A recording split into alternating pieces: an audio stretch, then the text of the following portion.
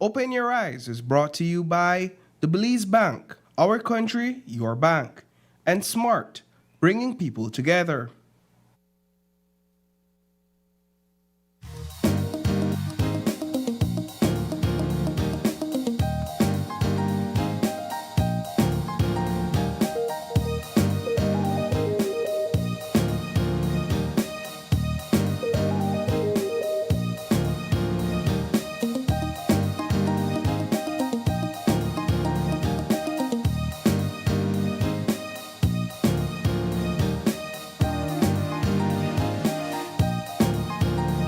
Live from the GBM studios in Belize City, it's Open Your Eyes. Start your morning right with your hosts, Sabrina Daly and Paul Lopez.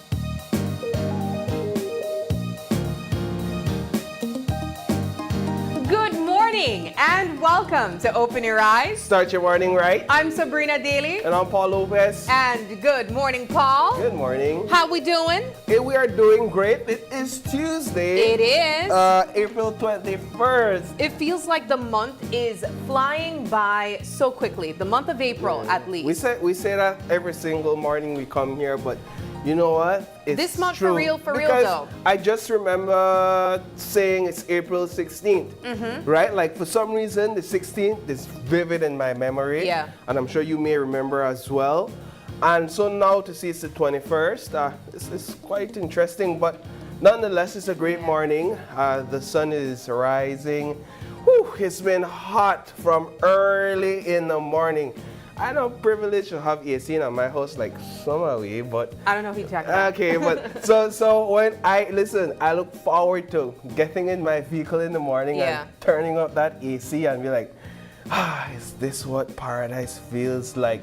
If only I could amass all the wealth and put AC in all of my rooms. Right. Because it's just been hot from early in the morning, but nonetheless, it's still just an opportunity to be grateful that we get to wake up and see another day. So in my neck of the woods, early this morning, it was actually pouring. Was it? It was raining very hard. Never. Yes. If I'm lying, I'm dying. It was raining. Shucks, you have to send me a video. That's why I believe that. When it started raining again. But right. yeah, so I know that as Paul mentioned, it has been a little bit warmer for the most part for the last few days. But I know that in Borobume it was raining showers this morning. And so let us know, what's the weather like in your area, in your part of the country.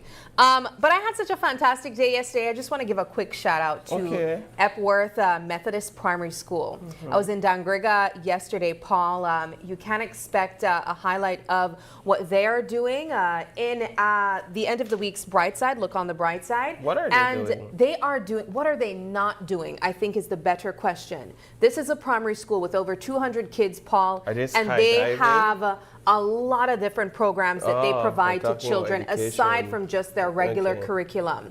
When I'm talking about hair braiding, teaching them dancing, chess, recycling, gardening, you name it, you know that's not. Yeah. Where you said Dangriga? Dangriga Epworth Methodist Primary School. These kids are amazing, and I got a tour by this most just talented, so smart, brilliant kid who's 12 years old. His name.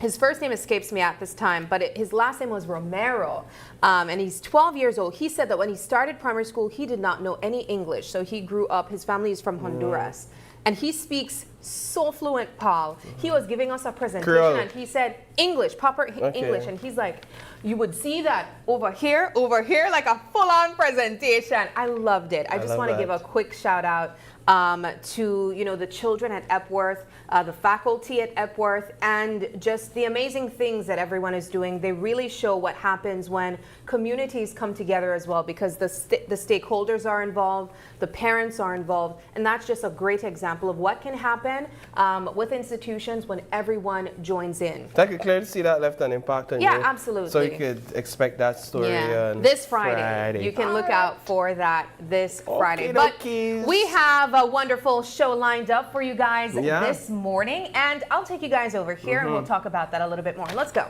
Let's do that, Sam. So, starting things off, Speaking of schools, we know that a big part of keeping schools and children involved has been social workers as well. We have counselors on staff at various high schools, but this morning we want to highlight social workers as well. And so if you know a social worker, if you want to be a social worker, this is a conversation that I think you might appreciate coming up in the show. After that, we'll be joined by the Belize Athletics Association. Word on the street is they are preparing for a big competition, global competitions, in fact. And then we'll be joined by our friends from BTB. They have an upcoming campaign that they want to highlight. It's called Tourism in Full Color. And finally, we said that April is ending and it's flying by pretty quickly. And that means just around the corner is September. And a lot of people, you know, they have their eyes on certain carnival groups that they are planning to join and that they really love to follow. Well, we will be joined by Street Posi as they will be welcoming the next generation of carnival revelers. They'll be talking about that throughout the course of the morning as well. I'll send you guys now over to Paul, and he's going to give you some of the things you think you should know before you leave your homes. Paul? Yeah, excellent, Sabrina. I'm actually looking forward to that Street Posi conversation. It's interesting that we're 5 months away from September and are already getting into the carnival spirit. But there are certain conversations we have to have before all of those couch talks that we certainly want you to participate in and comment and join us and be a part of.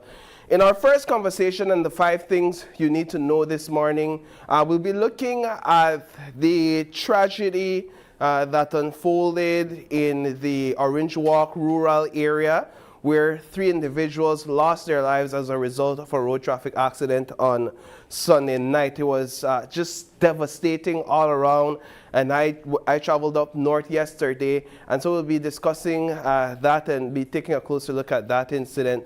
Secondly, if you're all basketball fans, you know what happened on Saturday night in Orange Walk. It was more than just basketball, it was basket brawl, and we're going to be talking a bit about what happened there and of course how the league has responded. And then thirdly, Cabinet meets to discuss the BBA's proposal. It's a big day for the transport industry. Will Cabinet fold and say, you know what, give people their fare increase? Or will Cabinet say, we're not depend that right now, and then can we actually see a shutdown tomorrow? We'll be talking about that. Belizean woman, she's in big trouble in the U.S. right now. She decided to get married, even though her divorce was not finalized in Belize. The woman gone the States can't get married. Well, the courts caught up with her, and she's in a whole lot of trouble and is facing 10 years in prison in the U.S. And then last but certainly not least, one of our favorite bread and bun, Sunnyside Bakery. They're actually increasing their prices, and they're saying it's due to an increase in the price of raw material, the cost of living, the effect with bread and bun. How do you feel about that? Of course, we're going to be talking a bit about it in our 5 things you need to know. Sabrina, so these are the topics that are up for discussion this morning. I want to start on a bit of a somber note and just to ask you, what's your thoughts on the accident in August Pine Ridge and just how it has really affected that community out there? You know, no accident is ever one that we want to talk about, Paul. I think for the past few weeks, we have been looking closely at several different issues when it comes to people losing their lives. We know, for one, we've been documenting a lot of missing persons. But whenever these types of tragedies take place, when there are more than one person who would meet their demise as a result of road traffic accidents, it's always hard to cover. One, because of various people that are usually impacted. You have the immediate family, you have the community at large that feels that, especially if they're upstanding people, and that seems to be the case in this story in August Pine Ridge. And so it's just really hard. I think we oftentimes find ourselves asking, what else can we do to encourage people to take more caution on the road? Are we doing enough public notice campaigns to have people remember to buckle up on the road, to control their speeding, to not drink and drive? And whatever the case is in this situation, I think to be the families behind the scenes, it's definitely hard to think of. There was one of the loved ones that spoke of the uncle in this case, Nephew, being so his- supportive to him when he wanted to start a welding business, and his uncle provided some of the startup funds for him to purchase a motorcycle. That's really hard to hear, and it really goes to show that it's more than the immediate family, it's the extended family. It's the people who would remember that kind gesture that that person did in the community. Those are the people that are impacted. Yeah, the hardest parts of covering stories like these are actually putting a story to the faces that we see published on social media. So in the initial aftermath of any one of these incidents, we would usually see people post a picture and say, this is the victim, this is the victim, that is the victim. And in this case, 3 persons lost their lives as a result of this accident or this incident, right? And this is an example of how these sort of accidents can really be tragic to the extent that it affects multiple families and multiple individuals. In this case, 3 or 4 families, right? While there are partnerships involved, each individual has their own family, and so an accident like this ripples through our community. And look at that vehicle there, Right. Paul. And so it's one thing to have the pictures on social media, but it's another thing to go in and hear the stories. And I think that's where the real impact is, because you begin to realize that no one leaves their homes. These families did not leave their homes that morning thinking, or these individuals thinking, you know what, I won't return tonight. Yeah. The families, the dad, the nephew, did not say goodbye the morning saying, this will be the last time I will see you. None of that crosses your mind. And yet, that is just how the story unfolded, unfortunately, for these families. When you look at that vehicle and how completely destroyed it is, it is only by God's grace that a mother and her 2 children survived this accident. They were in the passenger seat. If you could see there, the passenger seat, in the front passenger seat is perhaps the only portion that did not get the severe damage that the other portions of the vehicle received. I know authorities are still investigating, and there isn't a conclusive cause for this accident. And so it's something we'll continue to follow, but it's worth highlighting because of how tragic it is, and one would hope that it raises a sense of caution deep within us as motorists on the highways. Absolutely. Well, Paul, let's move things along. You mentioned something. You said it's no longer the NABL ball, it's brawl. Not basketball, it's basket brawl. Basket brawl. And I thought that was an interesting twist on what was taking place, because we would know that circulating on social media over the weekend, there were quite a few different perspectives and different angles of a fight that took place in Orange Walk. And I have to say kudos to Shane Williams, our colleague, who was able to speak with the, managers of the 2 different teams, the Belize City Defenders and the Orange Walk Running Rebels. Now, on screen, I don't know if we have the video taking place. That's what it actually was. You would see just an intense moment after what I imagine was a dunk. That was a dunk on someone's head. I like how you say dunk past someone. Dunk past somebody. The logo, man. Well, that's what I would hear. So and immediately after that, just chaos erupts. Chaos erupting. Persons coming in from both teams to support the other. And of course, bystanders there, even getting caught up in the mix. I don't know, Paul. I don't watch enough sports. And maybe even basketball, any sport really, to know if this is something that is normal. But I feel like when you're performing at such high intensity, you do get excited, right? And when you're so passionate about, or maybe so excited about that last point that you would have scored, you get excited. I wonder though if this is ever called for. For this type of exchange, if it's ever called for. Because ultimately, someone has to be held accountable here. A lot of these persons that are playing on the court, some of them are imports as well. And so imagine you come to Belize and you are in a situation like this, and then you have to be suspended, you know, because of something that took 20 seconds. You know?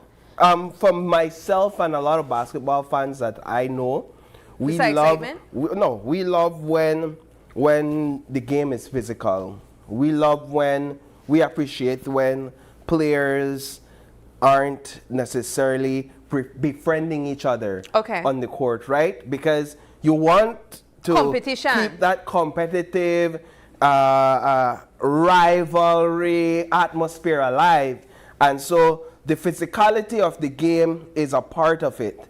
As you see on screen. As you see on screen. But where the line should always be drawn is where people begin to throw punches and people begin to actually engage in physical altercations. And that's what happened on Saturday night in Orange Walk. And there's many reasons why you don't want the physical altercation to happen, the punches to happen. And it may be exciting for some people, granted, but if you want to watch a fight, you go and sit down and watch a boxing match, right? You go and sit down and watch a wrestling match. We have some amazing MMA players, MMA fighters and MMA matches. We featured some of them here on this show. Some amazing boxers. You want to see somebody punch somebody in the face, go and buy a ticket from Amir Rodon. He puts off some amazing boxing events. There are families at these events. There are children that have to be subjected to this level of violence. And you don't want your league to be perpetuating this level of violence and to act as if it is normal and to act as if it is acceptable. Because then you also set precedents where in any other game, players begin to think that it's normal for me to punch my opponent in the face if I don't like what's happening. In my personal view and in my humble opinion, I think the Orange Walk player that dunked and the Belize Defenders player began this entire aggression. You think so? Yes, man. So it wasn't the first person who threw the punch, because trash talking is normal though, is it not? Trash talking is normal. But you know, dunk by me, you don't insult me. I feel like I said that before though. It's alright for dunk by me, right? Because you could dunk by anybody. And I mean one nice dunk, I know I lie. But then when you don't dunk by the man, you are go and you want to stand up over the man as a big man, man to man, and you want to taunt the man. Like you literally stand up over the man and the man down and you taunt him. And that is a level of aggression. Yes. It is not comparable to punching somebody physically, but it is belittling. Yeah. That is unsportsmanlike. It is unprofessional. And I think before the referees were able to step in and check that, the defenders, players said to themselves, we want to check this ourselves. Yeah. And that's when there was the one entire who ran in and shoved him off. Ensued. Everything else that happened after that, to me, both sides are at fault. Yeah. So you can, I see both teams in the pick and say, oh, but this one fired a punch and that one fired a punch. So don't go to who fired the first punch. And I think about who punched in at the entire altercation. There are fines to be levied. There are sanctions to be had on both ends. I'm looking at what started it, and I think that Rebels player was completely out of order to stand over that individual and taunt him in that manner. And they should set an example that you don't do that. Dunk by the man, run down the court, big talk, and then just continue the game, man. And that adds to the excitement and the thrill.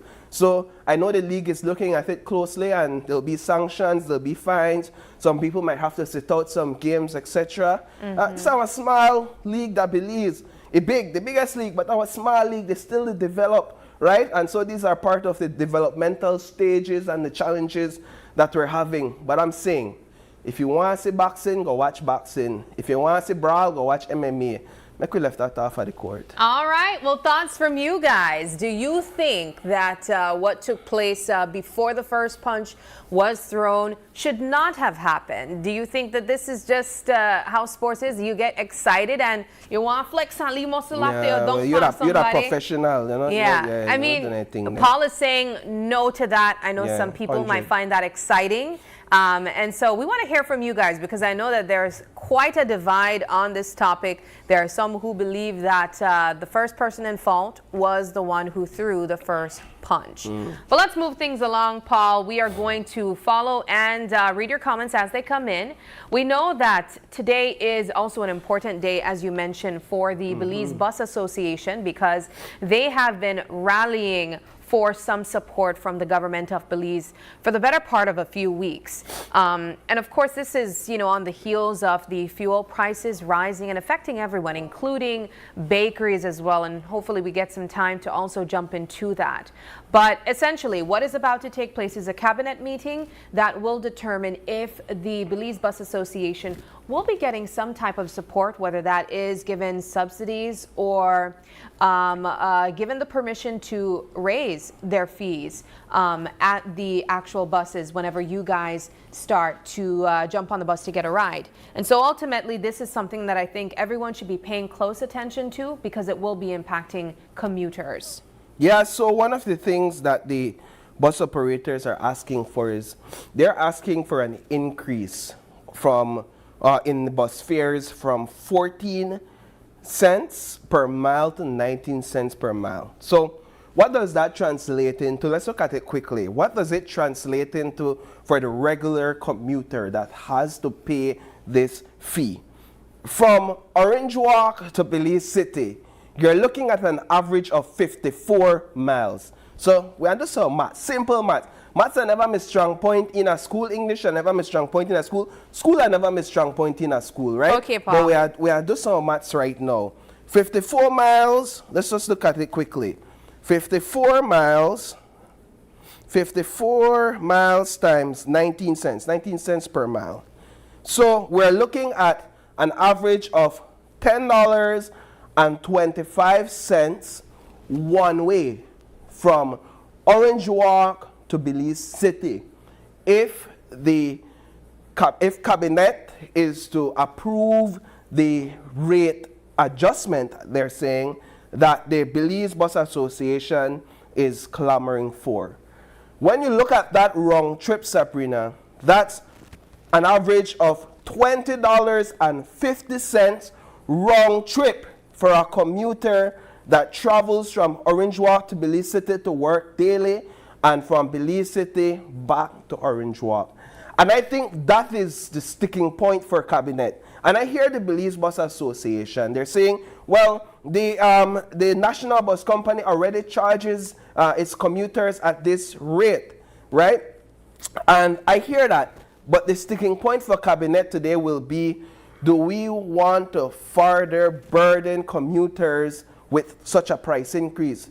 Right now, I understand it's around $8-9 that commuters are paying on the Belize Bus Association buses. So this increase will be somewhat around $150 thereabout, right? Yeah. And so that's where cabinet will, I think, face an uphill battle during their discussions today. But they have to come out of this meeting with, if not a proposal or an approval for a rate increase, they have to come out of this meeting with something favorable for the members of the Belize Bus Association. Why? Because the they want truth of strike? the matter is they intend to strike. Yeah. And they've held off the strike from Monday, and they intend to, if they don't get a favorable response, to strike tomorrow. And so it's something we're looking at closely. I know this is one that this price increase is something that cabinet will have to grapple with very hard because we're seeing the prices of so many other things going up, and people are complaining that they're feeling the pressure of the cost of living. And so we'll monitor it closely and see what comes out of today's cabinet meeting. All right. Well, I want to move on quickly to what we were mentioning earlier, just because I know that there are people who are still asking about this bun business, Soniatan bun, and bread prices potentially going up. So this is a notice from Soniatan, a local bakery here in Belize City, saying that certain buns and breads that they provide will be going up. Now, Paul, I don't want people to get scared and frightened and run loosely, because I believe that 16 ounces bread, pack bread, that's regulated. And so this isn't across the board that bread they go up, at least not yet. This is a notice from Sonny Antan saying, due to price increase of raw materials, the following will be increased. Raisin bun, now at $4.50. Wheat bread, $4.50. No raisin bun, $3. Creole bread to go up, folks. Now at $3. And this is effective yesterday. Yeah. So what we think, we often think that when we see these increases announced, that other businesses and other companies might follow as a result. So this reflects an average of a 50 cents increase in most of these products. So raisin bun used to be $4, wheat bread used to be $4, no raisin used to be $2.50, I believe, and Creole bread used to be $2.75. And so now we're seeing these increases. Someone said you can't blame Sonny and Tan for the increase. You can't blame. Or you can't blame Sonny and Tan for the increase of the bread and bun if it's nice and nice. Yeah, and it's worth mentioning because people line up outside Sunnyside Bakery every single evening. Apart from their products going to shelves across the country, this is a product that you see travel across the world, even mostly in the US. And people come to Belize and they walk here and there's Soniatan bun, their raisin bun, and then no raisin bun. And so here you have a very popular business that is primarily supported by the man on the ground, by the average man. Here you have them saying, hey, we're feeling the pressure of the rising cost of raw material, and we have no choice but to increase the cost of our goods. And I think this signals, this is just an initial signal of the realities being faced on the ground with the cost of living and the rising costs of living. And I think this is just the start of a rippling effect where we will see other goods increase in cost and other businesses having no choice but to increase their costs in goods, their foods, their services, their products, etc. April Martinez said, when fuel goes up, everything goes up with it. Ansel Diego said, Creole bread, that tree. And that's very true. We are seeing the prices change as the prices change at the pumps. I know that tacos, for example, they're not the same anymore. Something as simple as tacos have been going up for even before the fuel prices. But you'll see several other businesses make adjustments to their prices and what they are offering. And it just goes to show, Sabrina, and it kind of bothers me, the fact that our purchasing power continues to diminish as a result, and we're not having enough conversations about how it is affecting the dollar in our pocket. We're not talking enough about how the $2 what we have, the dollar what we have, can't buy the same thing year after year. And as Belizeans, we're sitting back while the dollar does not value the same and is continuing to diminish. The purchasing power continues to diminish year after year, whereas you can't take that same $5 as Sonny and Tan Bakery and purchase the same thing. You can't go to the store with that $2 and purchase the same thing. Our purchasing power is diminishing, and what are we demanding from our government? What are we demanding from our leaders to reinstate that purchasing power and to strengthen the purchasing power of each and every single Belizean? I think that's the conversation that we need to have, because we sit here and we say nothing about it, we do nothing about it, but then when we reach the grocery store, we complain, and the reality hits us when the $200 groceries are just no longer the same. The $300, you have to add another $100 top of that to get the same amount of thing. It's reality, and it's affecting us, and those that are severely marginalized economically and financially, they're feeling the pinch even more. And I think it's an important conversation that needs to be had. Let's not just talk budgeting at the house. Let's not just talk, let's have opposition and government debating the budget. Let's talk about real numbers. Let's talk about real figures and how it's affecting people on the ground, on the south side and the north side, in marginalized communities. I think those are the conversations that needs to be had. All right. Well, as we close off this conversation, I am going to read one final comment. This one comes from Sonia Singh. She said, so what I'm hearing about the increase from $2 to $3 bus fee for my distance commute, that's 50% increase. I can see a 25 cents increase, but not so high, man. April said, we need to look back at our policies about price gouging. Not everything should be expensive like this. Yes, and that's true, April. Whenever prices go up, some people try to abuse that as well. Well, at this time, we need to take a transition over to our weather update. We have our Eye on the Weather, brought to you by the folks from the National Meteorological Service.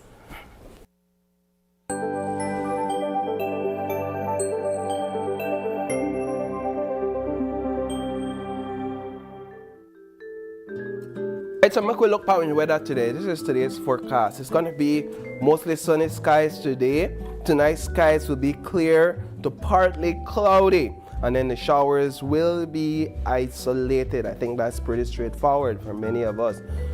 The temperatures along the coast is going to be 87 degrees Fahrenheit on the higher end and 78 on the lower end. Inland, clearly hot. 93 degrees Fahrenheit on the higher end and 70 degrees on the lower end. And then in the hills, 80 degrees and 64 on the lower end. That's Fahrenheit. Our extended forecast, Wednesday, 87 along the coast and 93 inland. Thursday pretty much looks the same. Friday, things turn up a notch, 88 degrees along the coast and 94 inland. And Saturday, I know the electricity bill going up, especially if you want the home, because the temperature goes up quite a bit, 89 degrees along the coast and 95 inland. But we're that far from this, so we can worry about that when that day comes. In terms of our astronomical forecast, the sun rose this morning at 5:32 a.m. and it's going to set later on at 6:10 p.m. The moon rises at 9:10 a.m. and the moon is going to set at 11:01 p.m. tonight. In terms of our marine condition, sea state is slight. Winds is going from east to north at 5 to 15 knots. Tides, today's low is at 6:01 a.m. Today's high is at 12:13 p.m. Another low at 8:06 p.m. and then tomorrow's high at 2:27 a.m. And that does it for our weather forecast, courtesy the National Met Service. Sabrina, back to you. All right, Paul, excellent report. Thank you so much for that. At this time, we take a quick break, but don't go anywhere. When we come back, we will be spotlighting social work. This year's theme, Global Insights, Local Impact. Social work in action.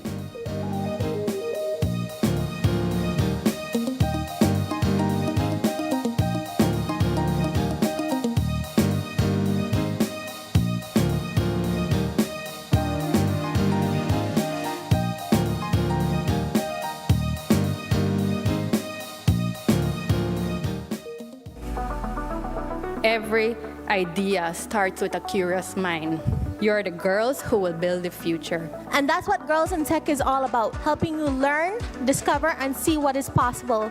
Each of you, if you want, you can be the innovators of the future. The long-term objectives is to amplify their minds and the opportunities.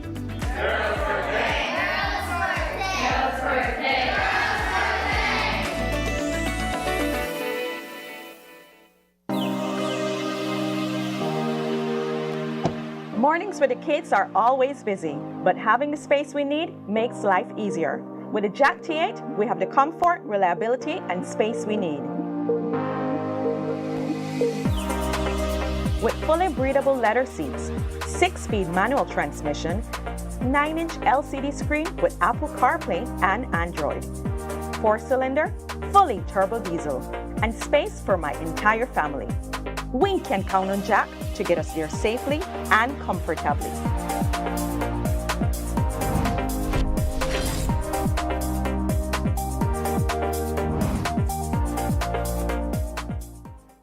Insurance fact.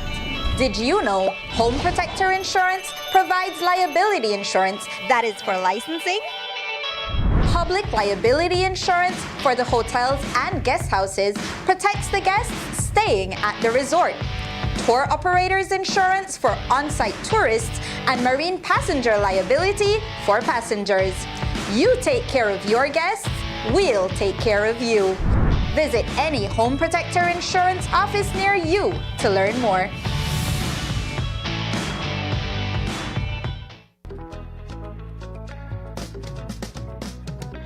Tourism in the Caribbean is evolving, and the way we grow it matters more than ever. The Sustainable Tourism Conference 2026 is the Caribbean's premier space for forward-thinking tourism leaders. The conference will be held in San Pedro and Burgess Key from the 27th to the 30th of April, and the conference is hosted by the Belize Tourism Board and the Caribbean Tourism Organization. If you are part of the tourism industry, whether in hospitality, a tour operator, or managing a destination, this is for you. This year's theme, Tourism in Full Color, explores how we grow tourism sustainably and inclusively across the blue, green, orange, and purple economies. You'll gain practical experience, connect with regional and international leaders, and you will drive the future of tourism in Belize and the wider Caribbean. And getting involved is simple. Registration is quick and easy with multiple payment options to suit your needs. So, if you've been thinking about attending, now is the time. Join us. See you in Belize at STC 2026.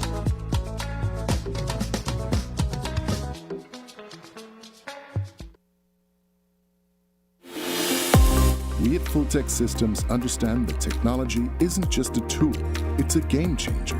At home, smart devices and AI are revolutionizing daily life. In education, tech is making learning more interactive and accessible for students and educators alike. For businesses and government, it's driving innovation, streamlining operations, and unlocking growth, leveraging tech for better services, infrastructure, and security.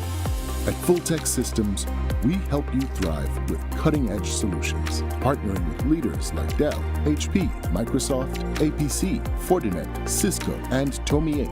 We deliver the right products for your needs, whether it's boosting efficiency, improving customer engagement, or scaling operations.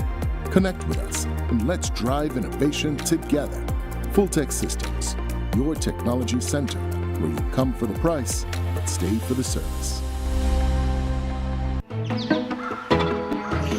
People don't travel with cash anymore. People would stop and they want to do a coffee tour, they want to buy coffee, but people don't have cash with them. Online banking facilitated a lot of what we do. I don't have to run to town and I have to use fuel and other expenses. Atlantic Bank actually approached us. They facilitated us with a bank account, which is something that we didn't have in hand, and then with a POS machine. I sit and sip my good cup of coffee and do payments. Atlantic Bank, building the future together.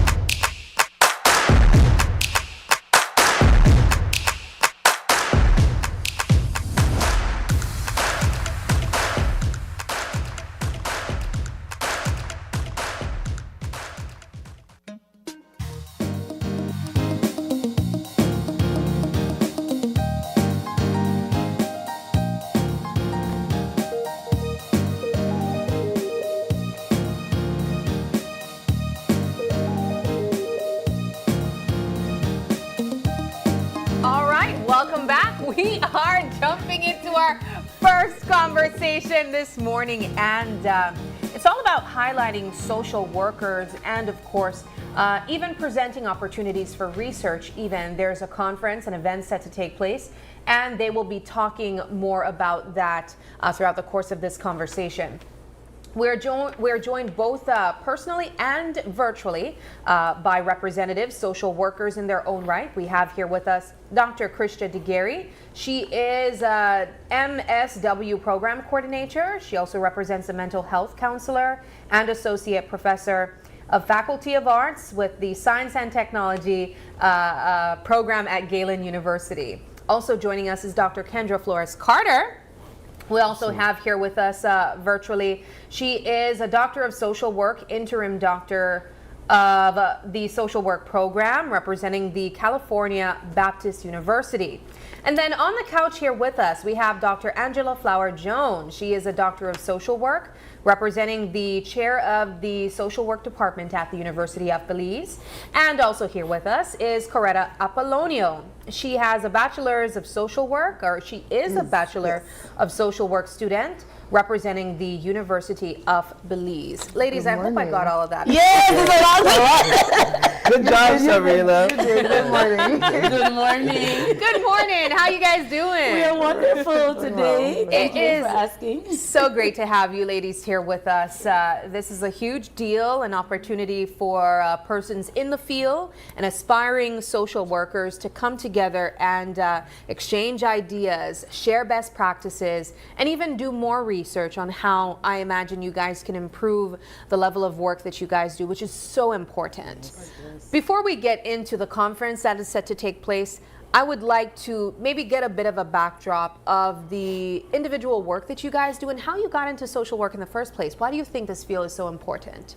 Oh my gosh, that's a loaded question. I could go on forever. Actually, I've been a social worker for over 30 years. I started social work, we didn't call it social work back then, here in Belize at 19, and then I left the country, did a lot of my social work in the US. I think social work has always been my calling. I didn't choose it. It was just something I love. Yeah. I am very passionate about helping people. And so I decided to have a career and in social work, and I've done everything in the book, mental health, working with children, working with domestic violence. And so after 30 years, I realized that all the work that I've done in the States was done. And it was time to come back home and give back to the place where I started being a social worker. So it's full circle. Full circle 360. Wow, that's beautiful. I want to get some of the ladies that we have virtually with us, and then I'll come to you, Ms. Apollonio, since you are still a student. We have here with us Dr. DeGary. Can you share a bit about your experience and what brought you to social work, at least here in Belize? Absolutely. So for one, I grew up looking at my late father. He was a social worker. I would read his textbooks as he would study late into the night. Wow. And as I was finishing my education in social work, I actually moved to Belize 2 days after my graduation of my master's in social work, because I knew my social work education would do so much more in Belize. So my full education, my full career in social work has been in Belize. So my education has been in the US, but my full career in mental health, in social work, has been right here in Belize, starting with the Ministry of Human Development, CRD, and now at Galen University. All right, and for you, Dr. Carter, Flores Carter? Yes, hi. You know, I guess what brought me to social work was definitely more personal for me. I had an aunt who suffered from mental illness, and she was a teacher, and I just wanted to understand what she was experiencing, her signs and symptoms. And so I initially studied psychology. So I have a bachelor's degree in psychology. And I worked, for many years as an admissions coordinator at a mental health institution that's locked down here in California for telecare corporations. And so I worked there several years, and, I was really encouraged by my boss at the time, Dr. Leslie Evans, and she encouraged me to look into social work. And so I decided that I was going to go into getting my master's in social work, and I did. And so I got my master's and I went into medical social work. So my work specifically is more in medical. I do a lot of healthcare, working within the healthcare systems as it relates to mental health. So I deal with a lot of death and dying. My unit was, I worked in the emergency room as a trauma social worker, and then moved up to mother baby, where I was, a social worker for babies, and mainly looking at the different social factors that impacted mothers and children. And so, it's definitely started as a personal story, but it's grown so much from then. And so I think social work is the heart of our community, and I do think that every human being in their lifetime will come across a social worker because we have issues, right? And sometimes we need that extra support, and that's where social work comes in. Excellent. And we have Miss finally Apollonio? Miss Apollonio. Oh, everybody kind of said it all. Yeah. But again, it started from personal experience. I grew up on the south side of Belize, and I came across somebody who said, if you don't see something, then you need to become it. And I was looking for that safe person when I was a teenager. While they might have been there, I didn't have access, and so I chose to be that person for my community. I have been working as a social work practitioner for 18 years. Yeah, I mean, I don't look it, but yes, it's there. Wow. But again, it is a growing and an evolving career, and it's rewarding when you see people progress. That's amazing. What will those who attend this conference receive? A lot of information. Let's start there. We want to address mental health. As you all know, that mental health is like one of the most important issues that one of the important issues we're facing right now. We know that mental health, suicide in men in Belize have risen significantly, and so we want to bring our community together to discuss. Last year we started the courageous conversation of just looking at mental health and starting the discussion. Now we're continuing the discussion of how do we address mental health, and more so from a cultural perspective. How do we meet people where they are?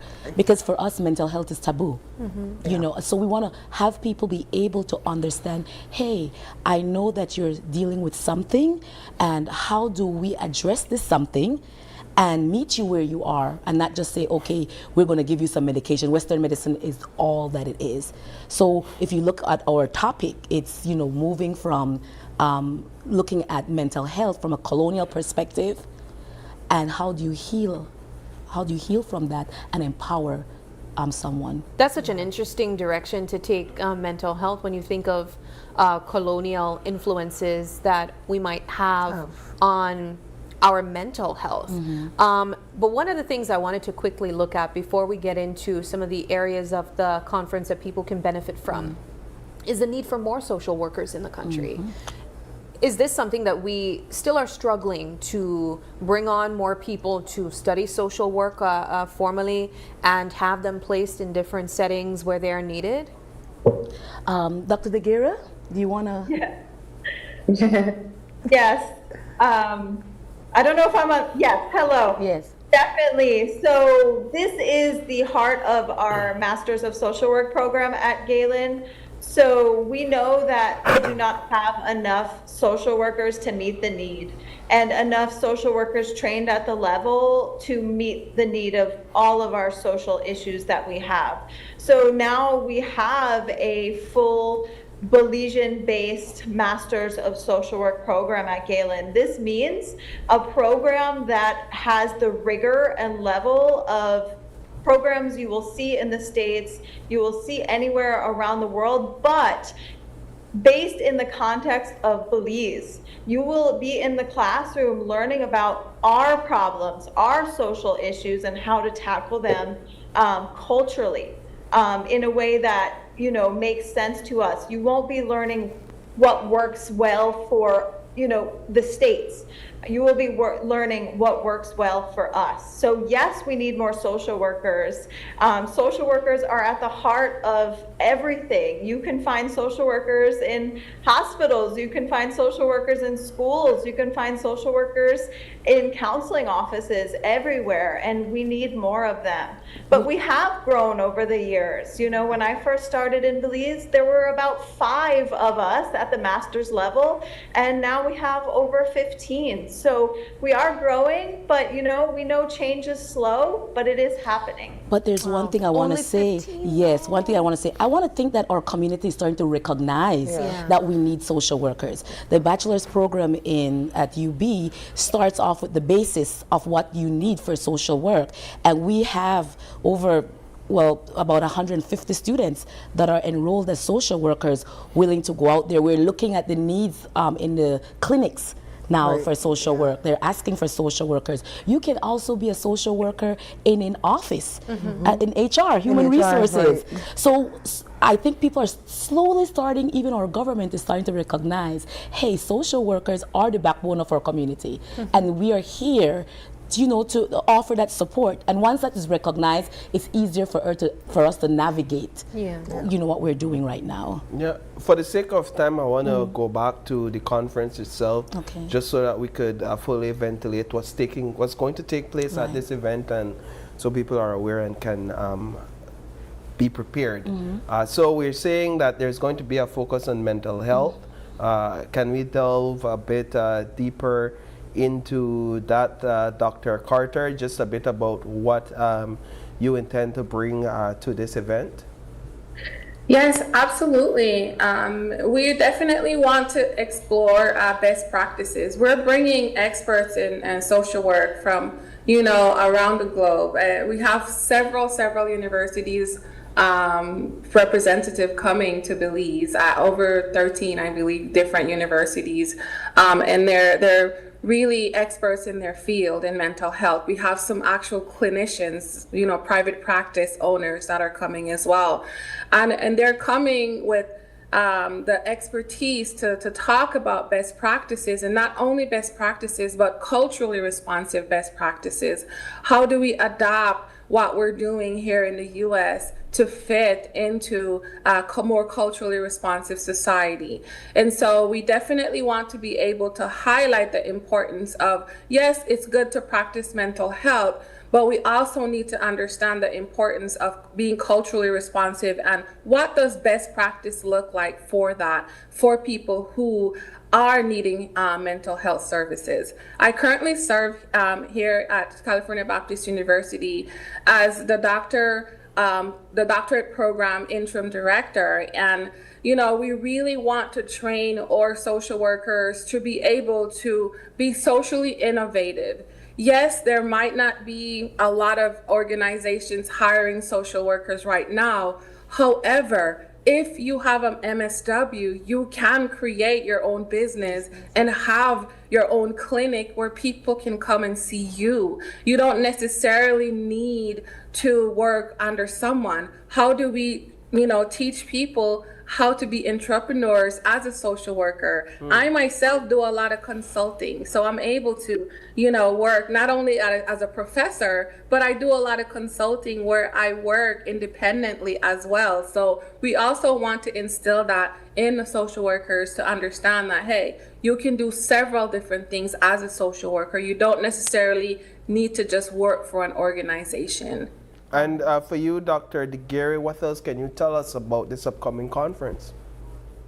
Yes, absolutely. I'm so excited because it brings together Belizean social workers, Belizean researchers, and international social workers and international researchers. We hear all the time, I think it's something that is so common to hear, Belize doesn't have research. Well, that's changing. In our master's program, it's required for our students to conduct IRB approved research. This means that they can publish, they can do a lot with this research. For example, we have one of our graduated MSW students who will be presenting the research on prevalence of adverse childhood experiences among social workers in Belize.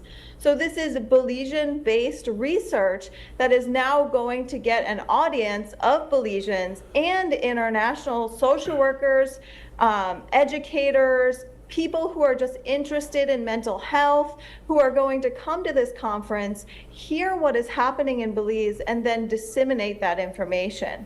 So it's really important that if someone is listening this morning, to know that you don't have to be a social worker to attend this conference. Okay. You could be any type of professional, any lay person, anybody who's just interested in mental health. You're welcome to attend and join this conversation. Excellent. So Dr. Flowers Jones, when is the conference?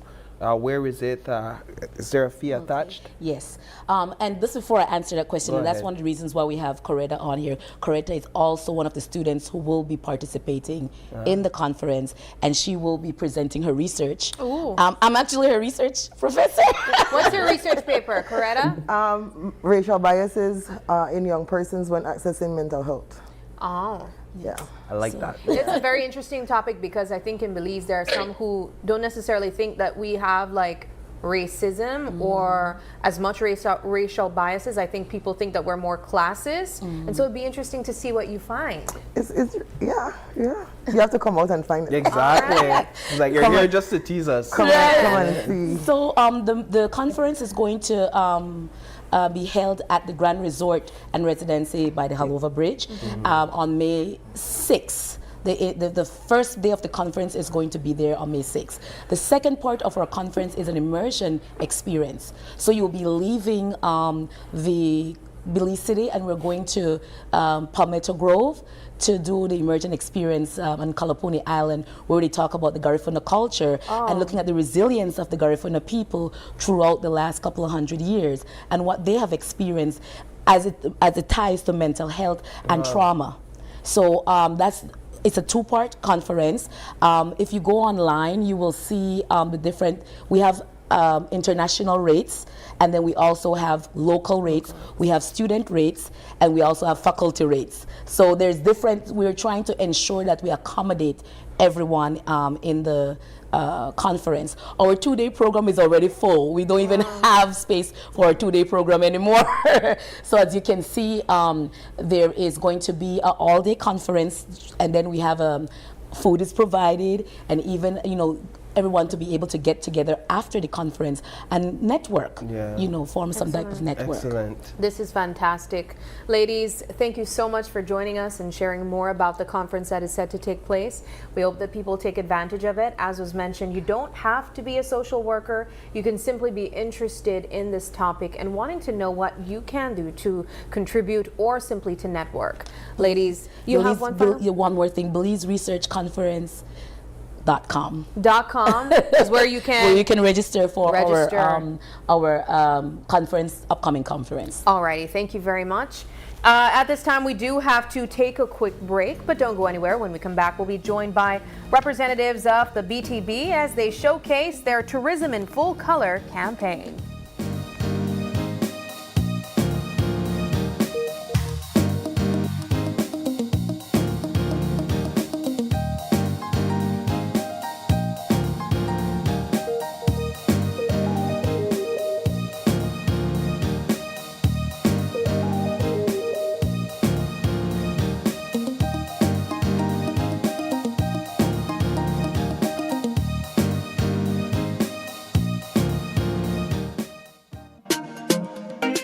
Smart for everybody. Smart leading everything. Smart give you everything. Smart offer everything. Smart give you everything. North to the east and the south and the west. Smart are the best, darling. Double up my data and give me all the text. In fact, give me a plan for my family. Unlimited calls, so me like it. And Smart make everybody feel happy. Bringing people together, me want it now. Smart got love for everybody. Me want my Smart plan, want it right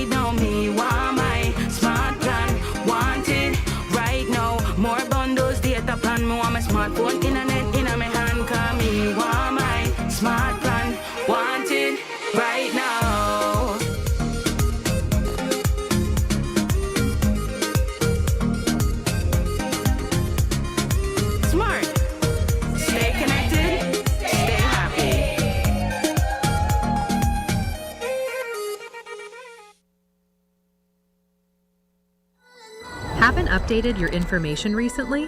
Well, kick off the new year as a winner. RF&G Insurance is giving you a free chance to win every month. Entering is easy. Just chat with us on WhatsApp and update your information. That's it. You'll be automatically entered into our monthly raffle for a chance to win awesome prizes. Don't wait. Message us on WhatsApp and update your info today. RF&G Insurance. It pays to get it right.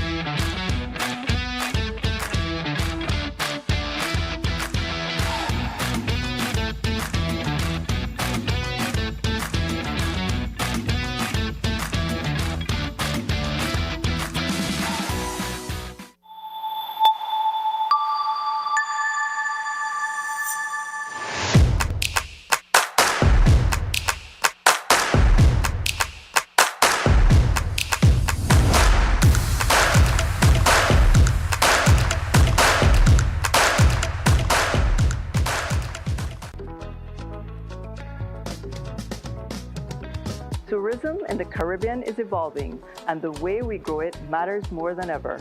The Sustainable Tourism Conference 2026 is the Caribbean's premier space for forward-thinking tourism leaders. The conference will be held in San Pedro and Burgess Key from the 27th to the 30th of April, and the conference is hosted by the Belize Tourism Board and the Caribbean Tourism Organization. If you are part of the tourism industry, whether in hospitality, a tour operator, or managing a destination, this is for you. This year's theme, Tourism in Full Color, explores how we grow tourism sustainably and inclusively across the blue, green, orange, and purple economies. You'll gain practical experience, connect with regional and international leaders, and you will drive the future of tourism in Belize and the wider Caribbean. And getting involved is simple. Registration is quick and easy with multiple payment options to suit your needs. So, if you've been thinking about attending, now is the time. Join us. See you in Belize at STC 2026.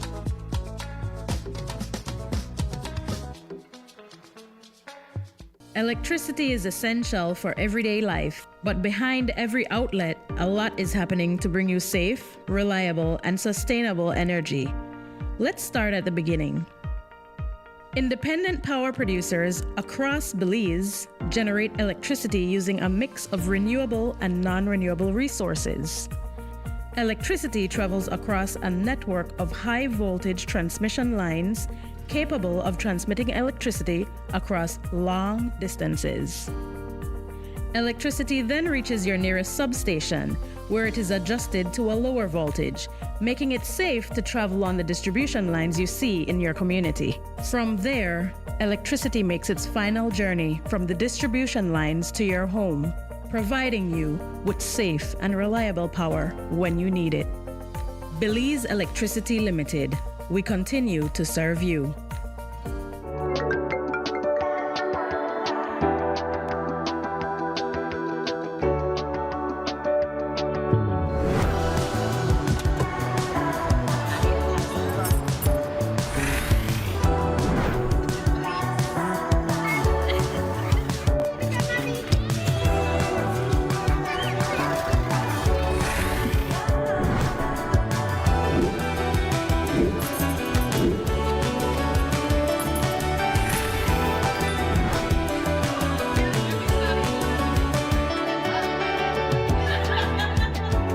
The future is calling.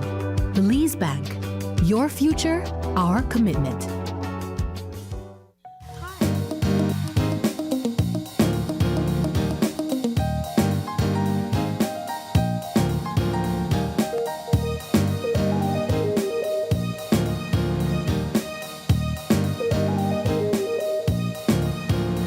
Welcome back. Thanks for staying tuned. Come in, because we got a conversation about tourism and, of course, boosting Belize's tourism product as BTB showcases tourism in full color. And we have joining us on set Miss Kyla Gentle, and she's a tourism awareness and public engagement officer over at BTB, and no stranger to us on set. And we are also joined via Zoom by the Deputy Director of the Sustainable Tourism Organization, and that is Mr. Narendra Ramgulam. Lady and gentlemen, good morning. Good morning. Good morning. And thank you for joining us. Thank you for having us. Thank you. No problem. It's a pleasure having both of you. So, Ms. Gentle, perhaps you could start us off this morning just to tell us a bit about what we're doing here this morning in terms of this campaign. Yes, sure. So we're here to talk about the Sustainable Tourism Conference, which is taking place in San Pedro next week. We're just about 6 days out before conference day. And like you mentioned, tourism in full color is the big thing for the conference. That is the theme. The entire theme is tourism in full color, integrating blue, green, orange, and beyond economies into sustainable development. We couldn't fit that part. Yeah. It's so it's a bit of a mouthful, but essentially it's saying that what we're trying to do is how can we incorporate the different economies. I know we always talk about the blue economy, and then there are other colors of the economy as well. How can we integrate that into tourism? There are already like ways in which tourism does incorporate these things, but in terms of sustainability, we want to see how we can do that even better. So for example, the orange economy, how can we use the orange economy? Artists, artisans. In terms of sustainable tourism. And so the conference is going to be so many industry experts, stakeholders, and anyone interested in sustainable development will be in one space here in Belize to discuss these things. Mr. Ramgulam, just to bring you into the conversation initially, how will your organization add value to this conversation? Yeah, well, it's adding value to this conversation by leading sustainable development in the region. It's not just important for one destination to showcase it, but it's an ideal platform to get all our member countries, to get all those who are part and parcel of the tourism sector involved. It brings together a caliber of voices, together in one space. We have a global cadre of speakers and so on, from policymakers, the climate experts, the innovators, community leaders, private sector pioneers. We've got speakers coming in from New Zealand, so it's a global event that we're having, showcasing the latest ideas in the area of not just sustainable tourism, but sustainable and regenerative tourism as well. And it's an opportunity as well for not just networking, but it's an opportunity for future collaborations, which we at the CTO welcome. And also as well, it's an opportunity to promote a lot of solutions in that sustainable tourism space. And I've always said sustainable tourism has always existed. The notion of sustainability has always existed. It's just over time, we lost the true meaning of it. In fact, even if we trace back down to the Adar Ved, which is 7,000 years ago, it's mentioned about living in harmony with the earth. If you go back, a couple thousand years after that, you look at the Bible and so on, Genesis 2:15, it speaks of man being put on the earth to also take care of it. So there are notions throughout history which speaks to sustainability, which speaks to nature, which speaks to living, which speaks to human capacity, which speaks to livelihood. So what we're doing in Belize is not just hosting another event, but we're reclaiming that wisdom and we're reimagining tourism for the future. In your view, how serious is the industry regionally about sustainable tourism being more than just a buzzword? Yeah, I would say if you asked me this question 10 years ago, I would start telling you it's about mass tourism and they're not serious and so on. But today, the industry and sustainability, our livelihoods are directly connected to it. And I'll give you an example. If we continue, and sustainability is extremely important because it's directly tied to our carbon footprint. And our carbon has a correlation with the ocean's surface temperature. And if the ocean's surface temperature continues to increase to that 1.5 degrees threshold, it means that 70 to 90% of our warm water corals are gone. And if our warm water corals are gone, that also has an implication on human livelihoods. Most of our people depend on the ocean for fishing, for livelihood, for tourism. We live along the coast, etc. So it's directly related to tourism and to livelihoods. Sustainability as well. The way how we reimagine it and how we look at it now is that we have to start looking at value versus volume.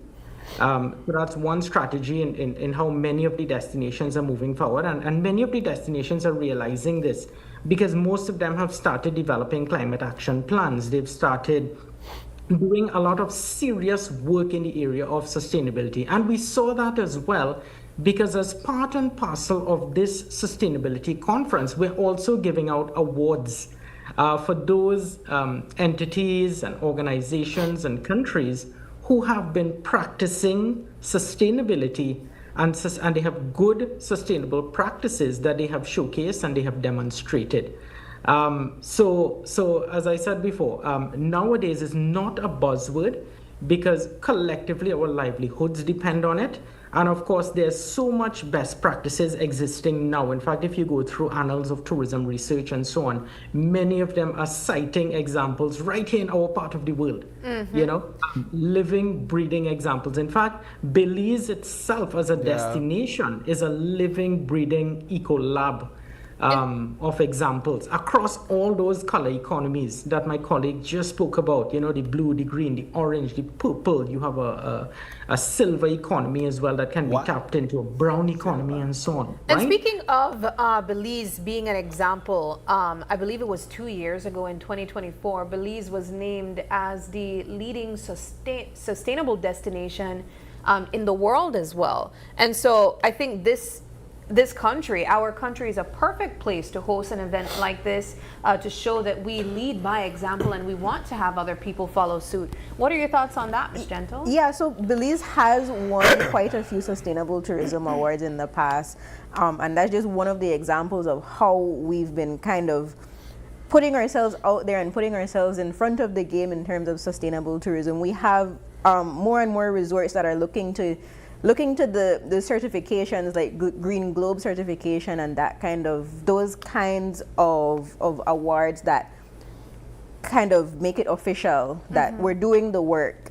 And it's not just the resorts. We have communities. We have so many more indigenous-led communities that are paving the way for community tourism. And that's actually what our keynote speaker, Dame Panya, she's a leader in indigenous tourism in New Zealand, and so she's going to be coming and she'll be delivering the keynote address. So like I said, it's not just mass tourism, as Narendra said, anymore. Like, we're looking into different ways on how we can keep tourism going, but also keeping in mind our future and that we have all this natural beauty and we need to protect it and we need to preserve it. And it's real. The conference presents a really great opportunity to explore this. Like, we can present our knowledge and our expertise, and we can also learn from others from across the globe on how we can do better as well. Well, let's give us a breakdown. Let's get a breakdown of the conference. You mentioned that we are just about a week away. Yes. So is it too late for persons to apply or get tickets as well? So registration is still open. Anyone who wants to register or wants to know more about the conference can visit caribbeanstc.com.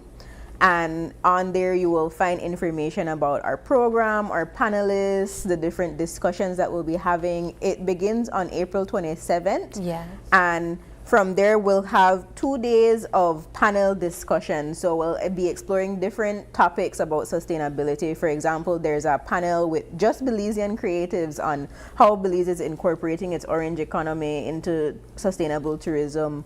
On day 2, we have a ministerial panel that will be led by Minister Mahler, and he'll be joined by our Minister of Sustainable Development along with ministers from other parts of the Caribbean. So those 2 days will be very discussion heavy, but then after that we also get to have a bit of fun, because on the Wednesday we have Sustainability in Action site visits. So the conference attendees will get to choose where they want to go, and so they get to see firsthand what Belize is doing in the sustainability realm. They'll be going to Cha Creek, Holchan, Lamanai, or Hopkins, Palmetto Grove, Chail, Maya Chocolate. So that day will be very hands-on. And then the final day will be the Sustainable Tourism Award. So it's a full week of activity.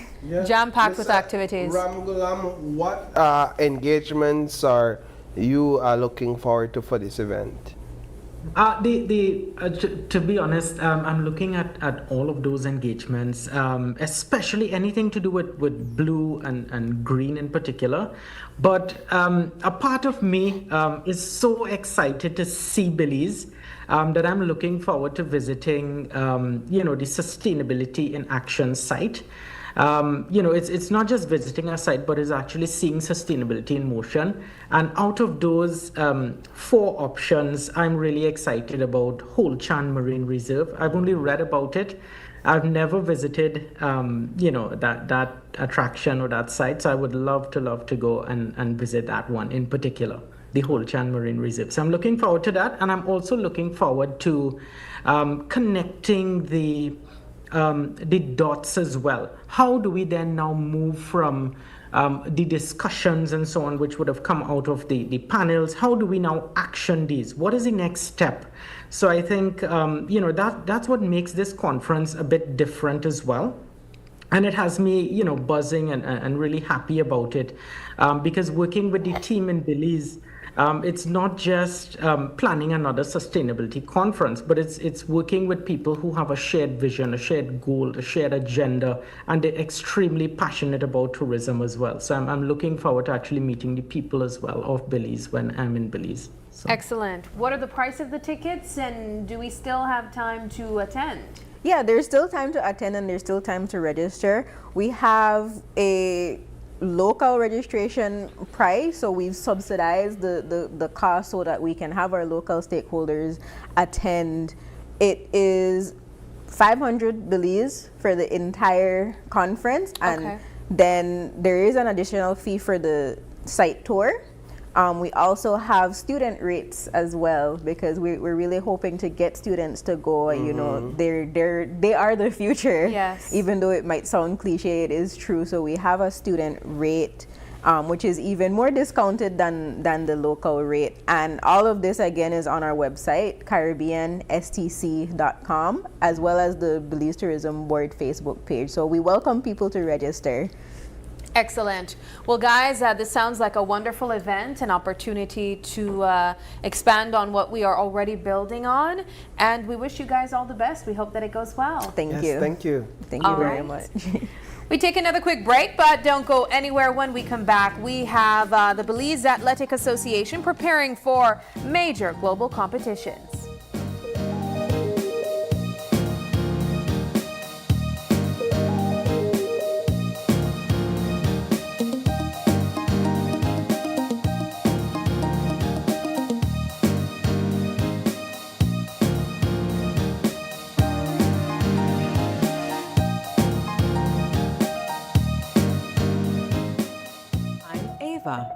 And I'm Aiden.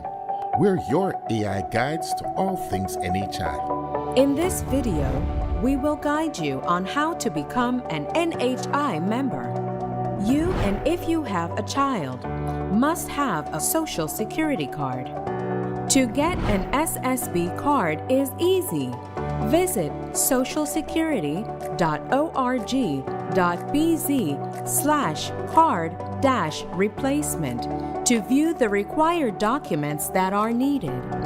There is a fee of only $5 Belize dollars for a first-time issue and $26 Belize dollars for a replacement card. Newborns can use their mother's SSB card for up to 2 months. With your SSB card, you and all family members can register at any NHI contracted clinic of your choice. You and members of your family can now access health care when needed. Please note that once you are registered with a clinic, you must go to that same clinic when you need medical care. Look out for more NHI guides like this.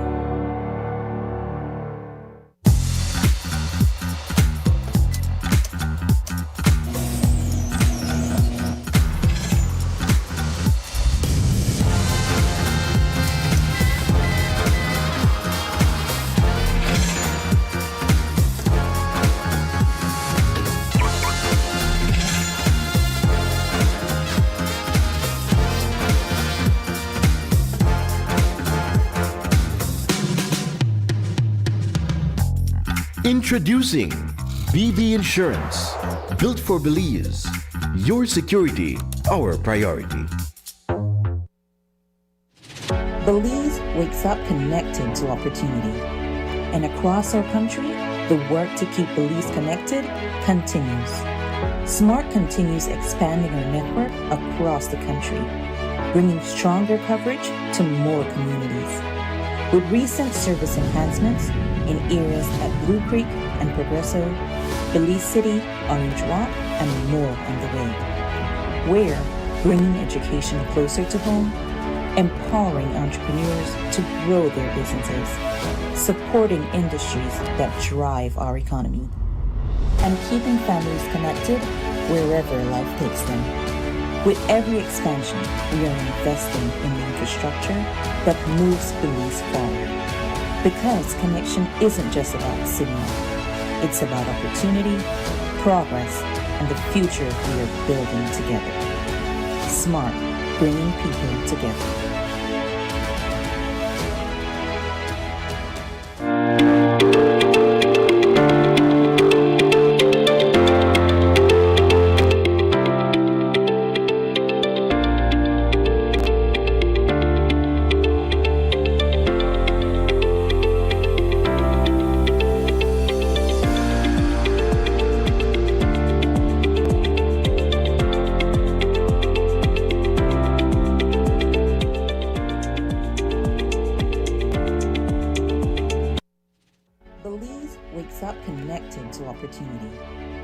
Across our country, the work to keep Belize connected continues. SMART continues expanding our network across the country, bringing stronger coverage to more communities. With recent service enhancements in areas at Blue Creek and Progresso, Belize City, Orange Rock, and more on the way. We're bringing education closer to home, empowering entrepreneurs to grow their businesses, supporting industries that drive our economy, and keeping families connected wherever life takes them.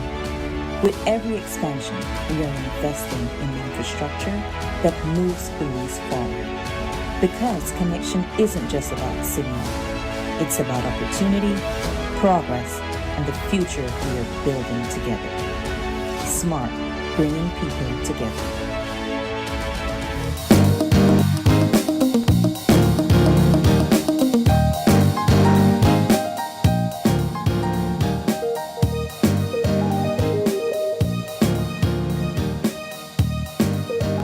Welcome back. This is our third conversation for this morning, and it's all about the Belize Athletics Association, and they're in to speak with us about some of what they have going on. And we have joining us on set General Secretary at the association, Ms. Kimberly Casemiro, and she is joined by Coach Shelmadine Carr, as well as head coach Frederick Evans. And we have joining us via Zoom It's Brooklyn Little who won the first gold for Belize at the Carifta Games. Good morning. Good morning. So I want to just start the conversation with Brooklyn. We haven't had an opportunity to speak with her about their goal and her accomplishment recently, and so this is a great time, Brooklyn, for you just to express a bit about what this accomplishment means for you and the athletics community that you represent as a whole. This goal definitely meant so much to me. It was my third Carifta Games, and I believe I got third my first time and fourth my second. So coming in this time, I really just wanted to go for the gold. It definitely gave me a sense of confidence, and I was very proud of myself to get this achievement for Belize. How did you prepare for gold?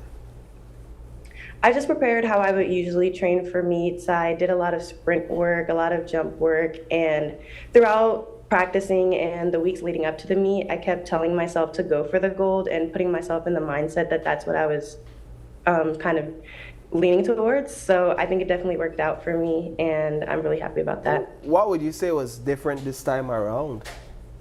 I would say my confidence was definitely different. I think sometimes I almost belittle my capabilities by saying, okay, we can reach for top 3 or something like that. But being able to tell myself I have no other options but gold, I think that definitely gave me a sense of confidence, and this is what I needed to do.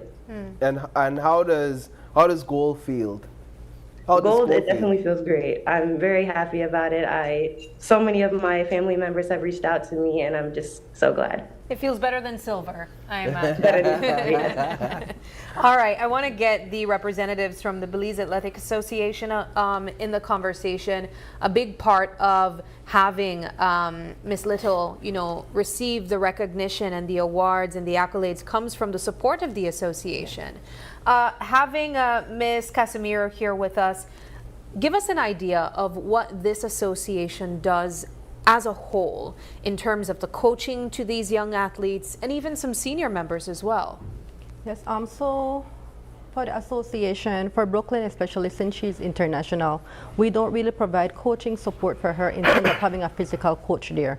But Brooklyn is also a part of the Olympic Solidarity Scholarship, and so she receives support from them on a monthly basis that she uses to support her coaching, her trainings, and it's very important, and it goes to show that the support that they get, what we could achieve with it.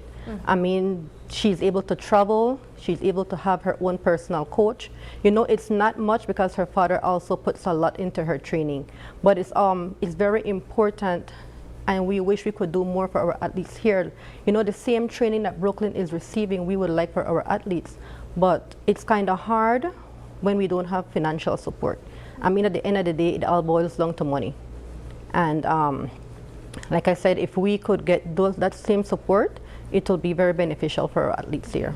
Talk a bit about representation on the global stages or regional stages. Well, currently we are working on getting our athletes at the regional stage. We have our Kadika Juniors coming up. A lot of effort has gone into it by the athletes, by the coaches who are here with us, but we also now need the support from the public. This group that we plan to take, it's a delegation of about 25 persons. So it's a very big delegation. It's going to be held in Nicaragua. We will have to go by bus, unfortunately. So it's going to take us over 24 hours to get there. Is it cheaper? Yes. In order to take a team like this, we have to go by road.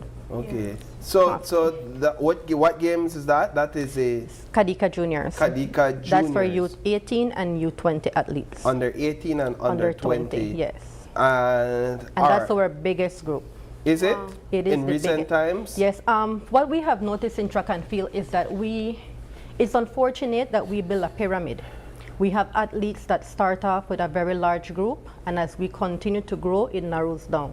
So for this Kadika, we have about 30 athletes who are currently training.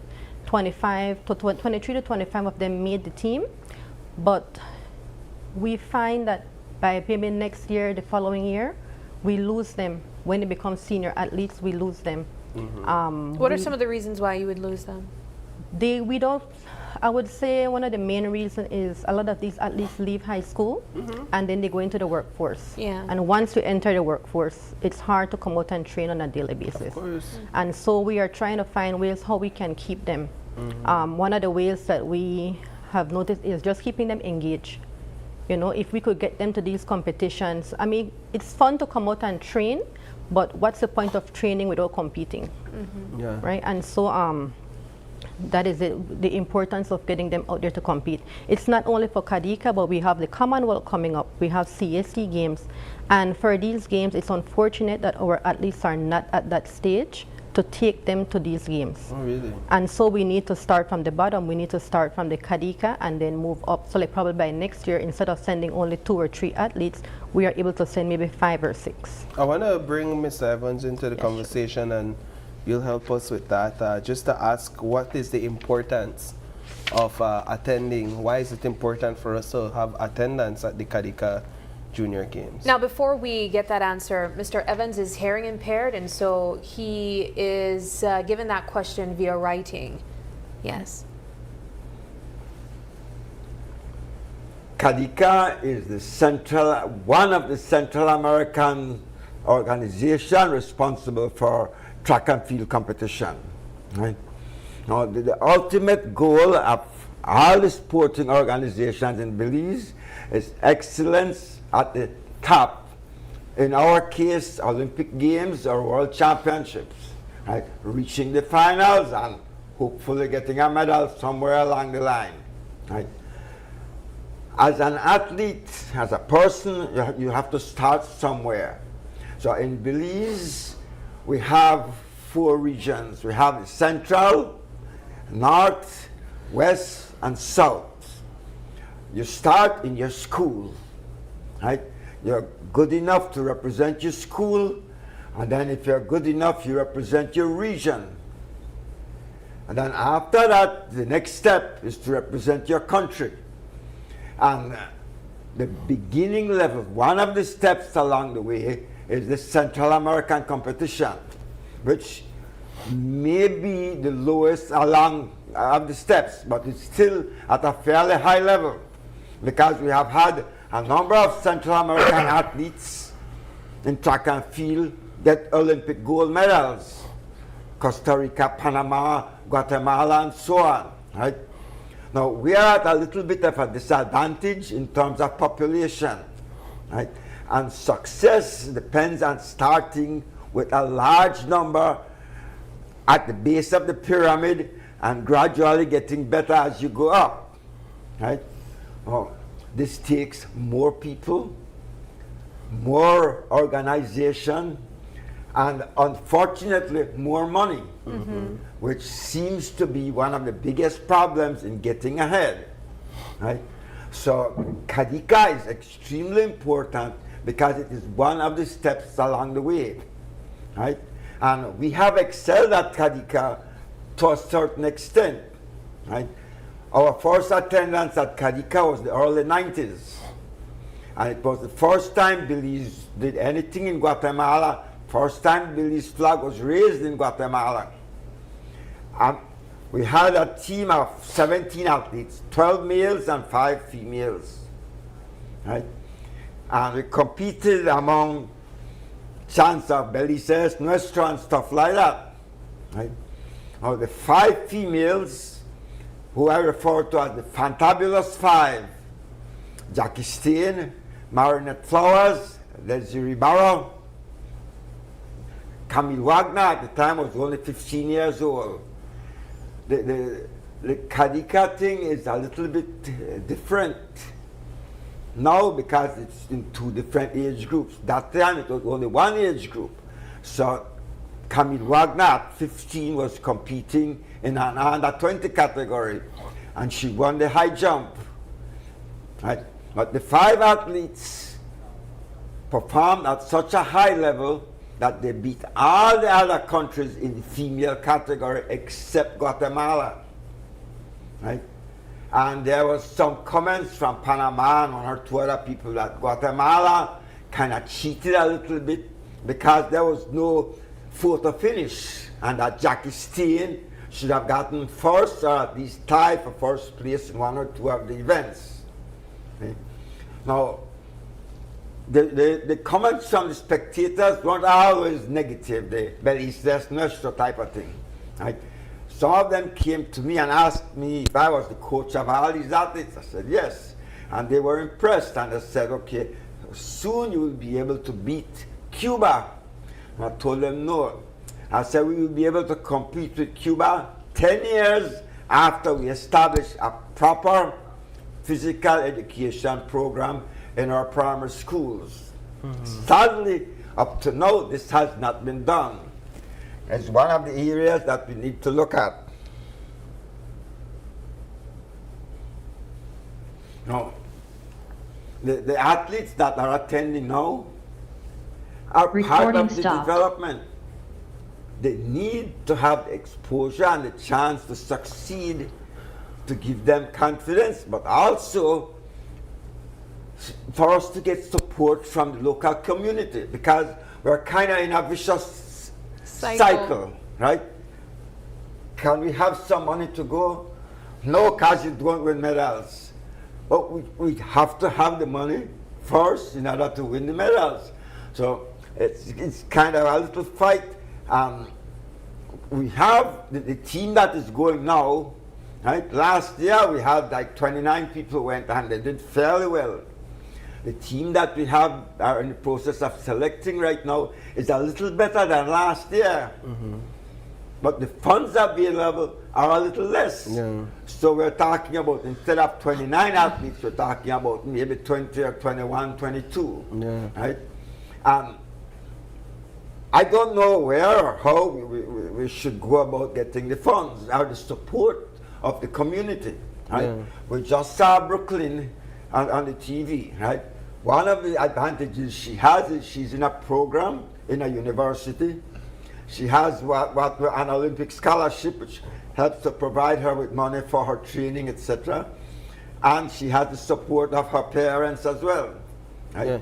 So let me just bring Brooklyn back into the conversation quickly. Brooklyn, I wanna talk a bit. I want for you to just talk a bit about how the program you're engaging sets your skills apart or advances your skills in ways you would wish or desire for us to have in Belize. Well, I would say that the program that I have is kind of different just because we have so many practices back to back. We practice almost every day. It's very personalized too. We get a lot of personal attention from our coaches, and it's a very funded program as well. We have a lot of machines, like there's this machine called the 1080 machine, and it gets to track our miles per hour and how much force we're putting into the ground. So I definitely think that it's more advanced in that way, and the association definitely helps me to be able to fund these type of things, practice at these places, and it also helps me to get my coach to go with me to these events. So I would say that's kind of what sets it apart for me. And that requires, you would imagine, a lot of investment, correct? Yes. Yeah, and I think that's what we're talking about here. Now we have Ms. Shelmadine Carr here with us, and I think what Brooklyn spoke about with all the technology and the advancements in her training, we see here taking place, but more on a grassroots level. Michelle Bandine has been involved in coaching for many decades as well, being a past athlete in her time. What is the level of work that you guys are putting in here in Belize? Well, we have to work with what we have. Right now it's very difficult because we cannot use the track. It's deplorable. So we have to do grass work, and the grass training is far way different than when we're doing this using the synthetic track.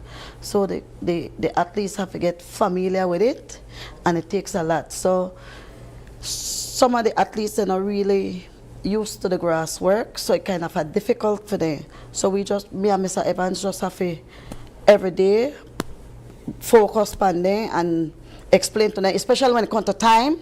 Sometimes, like when they're on the track, and now they're up on the grass, the time is totally different. So they feel like they know they do good. They're not progressing. We explain to them the time on the grass will be different when you're on the track. So working on the grass is very good. When you get on the track, you get much faster. So then they grasped it, and now then they get used to it, and then start to like it. So we get the work done. The kids in the corn, they put in their work, but as mentioned when Ms. Kim and Mr. Evans say, financial, that a problem. Yeah. We send out a lot of letters, but we not get no response. And things like this, I feel sad, you know why? Because we lose a lot of athletes. So for the athlete, they prepare so much, and then coming down like 1 week or 2 before competition, they prepare so much, and then you have to tell them, I have to cut you. We don't have the finance for it. It really sad. We lose athletes this way. Besides having to go out and work, we lose a lot of athletes because they train. And because of finance, they can't go nowhere. So this is something where we passionate about it, and this is why we come and we beg the public, give them a lead hand, send the athletes there out. When children have things for do, they're less idle on the street. One sports good for kids. Check, a lot of kids that track and field, we change their life. Some of them just come out, they puff up. They're like night and day. So I plead to the public, support us. Help with getting the kids then out for Nicaragua. I find it encouraging that even in the face of all these challenges, the association remains. And you all continue to work and continue to believe in these young athletes. Ms. Casemiro, how can the public lend its support at this time, and where is the need the greatest? Okay, for right now, our biggest need is finance for this Kadika Juniors. We'd like to take in-kind donation as well, but unfortunately for Kadika, we're going out of the country, so taking water and stuff from here won't really be beneficial. So it's mostly finance. Other than that, on a daily basis, yes, we would like support in terms of getting more equipment, getting water out there for the athletes as well in the evening. I mean, you might say they can bring water from home, but some of these athletes come directly from school. Some of them, we even have to help with homework. Now that's where Mr. Evans comes in as well. So if they need physics or math tutoring, he does that. So they will do their assignment, then they will go into their training for the day. So whatever support the public can give to us, I mean, if you have an extra tennis shoe at home, you have socks, you have probably only peanuts, butter, and only bread you want, could donate in the evening time to give the athletes to eat something first before they train, we appreciate it. So it's not only finance we're focused on, but whatever support that you can provide. Who can they reach out to, or a number? They could reach out to me, 614-6414, or you could contact Michelle Madinkar. She is always available. She does most of the groundwork for us. Number, Ms. Carr? 631-3362. Is there a financial target for this Nicaragua trip? Yes, we do. It's at 22,000. Okay. And that's because we're going by road to cut costs. And that's for a delegation of 24 persons. When? May 2nd and 3rd. The competition dates are May 2nd and 3rd. So we're leaving April 30th. Okay. Excellent. Yes. Good. Well, guys, this has been an inspiring conversation. You guys continue to press forward, regardless of the limited support that you are receiving. We hope that after this conversation, people feel encouraged to call in and lend support where they can. We wish you guys all the best. Thank you. Thank you. All right. We take another quick break, but don't go anywhere. When we come back, we'll be joined by representatives of the Jump Street Posse as they welcome the next generation.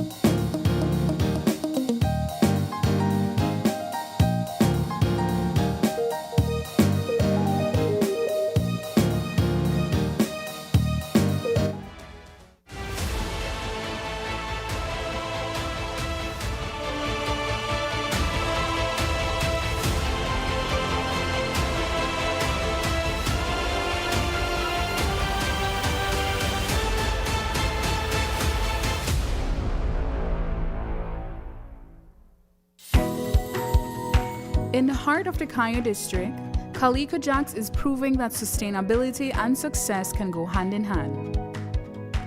When Calico Jacks wanted to move to solar energy, the biggest difficulty for us was the finance. Belize Bank believed in our vision, and we are very happy and grateful that they gave us this opportunity for the financing. Through the Credit Risk Abatement Facility, a partnership between Belize Bank and the CARICOM Development Fund, small and medium businesses can access financing for renewable and energy-efficient solutions with reduced collateral requirements. Here at SCSB, we're grateful for Belize Bank to make it easy for our clients to go green. We're proud to work with businesses like Calico Jacks to help them lower their costs and their carbon footprint. At Belize Bank, we are powering Belize's transition to renewable energy, one business at a time. Together with our partners, we're making sustainable financing accessible for all. Belize Bank, financing a greener, stronger Belize.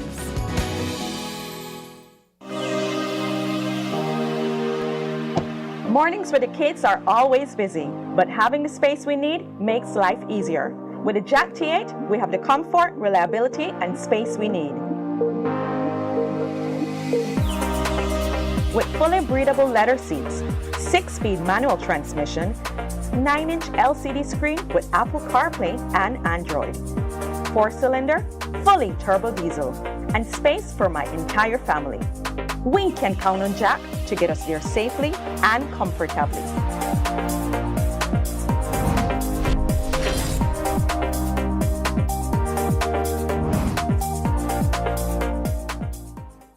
Insurance fact.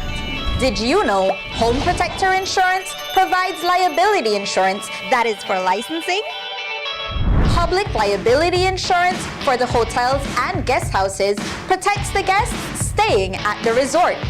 Tour operators insurance for on-site tourists and marine passenger liability for passengers. You take care of your guests, we'll take care of you. Visit any Home Protector Insurance office near you to learn more.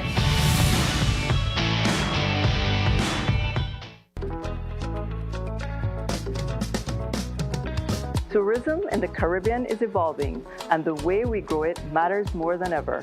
The Sustainable Tourism Conference 2026 is the Caribbean's premier space for forward-thinking tourism leaders. The conference will be held in San Pedro and Burgess Key from the 27th to the 30th of April, and the conference is hosted by the Belize Tourism Board and the Caribbean Tourism Organization. If you are part of the tourism industry, whether in hospitality, a tour operator, or managing a destination, this is for you. This year's theme, Tourism in Full Color, explores how we grow tourism sustainably and inclusively across the blue, green, orange, and purple economies. You'll gain practical experience, connect with regional and international leaders, and you will drive the future of tourism in Belize and the wider Caribbean. And getting involved is simple. Registration is quick and easy with multiple payment options to suit your needs. So, if you've been thinking about attending, now is the time. Join us. See you in Belize at STC 2026.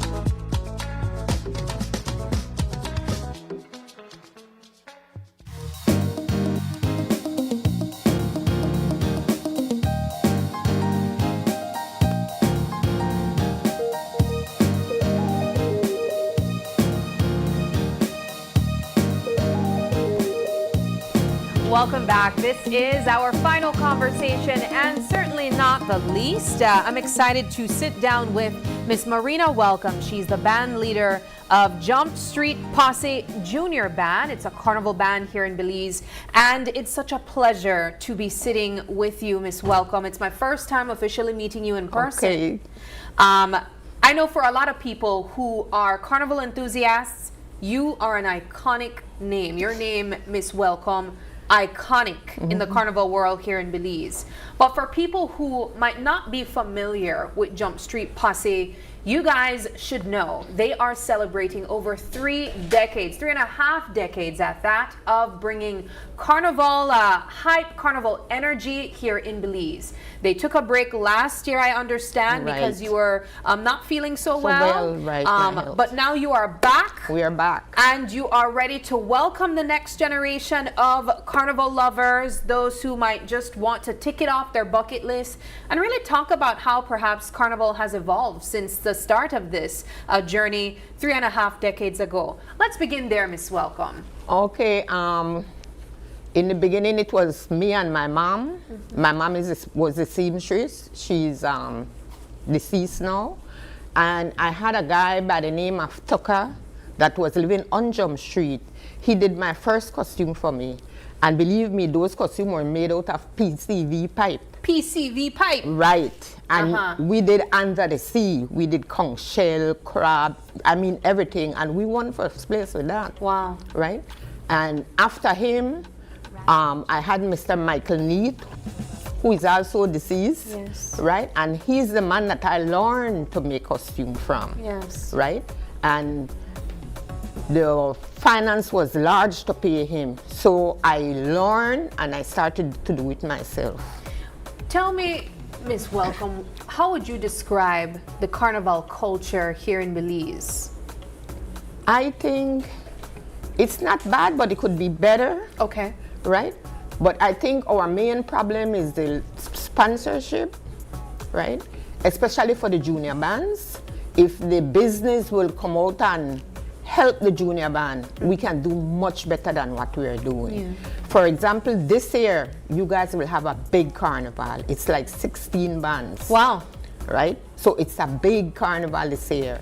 And we are just appealing, help the junior bands. We need help. Yeah. You know? Now we are inviting sponsorship as early as this month, even though September is approaching us, because a lot of carnival bands and band leaders would express or would explain that you have to start putting your costumes together the moment carnival ends. That's right. You're planning again for the next one the year to come. And so a big part of that involves money, so you can outsource your material. If you're able to get here, that's good. But I know a lot of people, they tend to also bring in some of these materials and sequins and beads and feathers and all of that would be used. I want to quickly get into the business of carnival so people could understand the investment what you guys have to put in year after year. What does it take to pull off a band, to pull off, to be the band leader, to pull off these costumes year after year? It's rough, right? Because first thing you have to do is think about your design. Okay. Right? Then you go into the sponsorship, right? And when the sponsorship is not coming through, I go on my credit union book with the help of my daughter in the States, Charlene. You understand me? So it's very, very rough. It sounds like a project of passion then, if you're going into your own finances. It is, because I could remember when we first started Carnival, I could just be on the phone, make a phone call and get sponsorship, right? And like my band, it's more than a band. We used to help people with debts, school, sickness, you know. They might not get much, but they get something to assist them. Nowadays, it's hard to do that. You mean throughout the years you'd be able to support other community members? Yes. So a big part of Carnival is community, not just that one day then, is what I'm understanding. It can't be just that one day. And it's something that you have to love, right? Because if you go into it for the money, you won't make it, right? Because like I say, every year I go on my book, every year. Let's talk a bit about bringing in the next generation of Carnival enthusiasts, Carnival members. You know, Miss Welcome, there are a lot of people who have mixed reviews about children being a part of Carnival. What would you explain to them what the experience is for a youth, for a young person when they join Carnival, and why having junior bands are impactful? Because you have the schools, some of the schools don't want the kids to join, right? And they have to remember it's something that we do that keep the kids off the street. Especially now, there's a lot of killing, there's a lot of kidnapping, right? The junior band have rules. the kids cannot be half naked. They have to be properly attired, right? And they cannot be dancing and generating with those steps, right? So I don't see no reason why you can't put that child in the band, right? And at least for the whole summer, you know what your child is doing? You know, you can say, well, okay, for 2-3 hours, that my child is at Street Posi camp. She's safe because I'm very strict with my kids, right? No boys, nothing like that cannot come around, right? I'm very strict with them. What I want for my one, I do for the rest. What's the size of the junior band currently? How many members do you have at this point? You have to have 50 members. Okay. Right, to be qualified for the competition. Okay. And at any given year, do you have much more than 50 members, or does it usually just, your focus is getting 50? No, I normally like to get like 60, 65, you know, including the king and queen, you know. And with the schools involved, not want the kids to do carnival, it started to get hard for us to get 50. Right? But eventually at the end of the day, they come. What would you say is the legacy of Street Posi right now? I mean, I see you wearing a hat where say we ina it. We you know? ina it. We ina it. Yes. I imagine that means we ina it because we come back this year. That's right. Because of the hiatus last year. But for people who might not be familiar with the different bands and the vibe when they come, because I imagine everyone and then they have something where you go there far, different. What would you say makes Street Posi unique and set you apart from the others? The love, right? We have a lot of love. And if a child come to me and say, well, Miss Marina, I'm having a problem, I still do it. With school, I harass my minister. Right? If it's a school bag or whatever, I harass them and we get it. You know, sometimes I even used to get pantry and give to some of them that cannot think. You know, I always try to do things a little different, right? And not attract the kids and the parents to send their kids to Jump Street. I think it takes a level of creativity also to be able to be a band leader. You have to have a vision, right? Yes. Because every year, they have to come up with new themes. They have to come up with something new, and the way that I imagine it has evolved since, you know, the start of this carnival here in Belize. That's over 50 years. There are so many, you know, new mechanics. People that make things float in the air. People have wheels on their floats and whatnot. For you, how do you keep your ideas fresh? How do you come up with new and innovative ideas that also sets you apart from other bands that are coming up with ideas too? Sometimes I watch cartoons. Oh! You get a lot of ideas from cartoons for the kids, you know. I could remember when I did Disneyland, you know. It was very creative, right? And everybody loved it, right? So you watch a little cartoons. I sleep with my pen and my book in my bed. You wake up for dreams, no? Yes, and whenever I come up with an idea, I write it down, and next day I try and do a little sample. Yes. Now, for people who would like to join Street Posi, do you guys have any spaces left for the junior band? Yes, we are starting to register our kids, right? They can call me at 671-2639 or see me at 7534 Fabers Road, Rio Grande Crescent. Or the launch will be on the 23rd. Of this month. We will be doing registration there. Okay. Right. And for sponsorship, if anyone would like to sponsor Street Posi's junior band, how can they do so? Well, they can contact me at 671-2639, right? If I have to pick up, I just pick up. All right. Well, Miss Marina, it is a pleasure speaking with you. I feel like I'm speaking to Carnival royalty, and I hope that I see you on the road at some point in September, and I wish you guys all the best. Thank you very much. Alrighty. Well, at this time, we do have to wrap things up. We had a wonderful morning this morning with everyone who engaged with us online, also our guests who joined us both in person and virtually as well. Thank you to everyone. And for you guys for locking in with us. It is April 21st, and if you are celebrating a birthday today, happy birthday to you.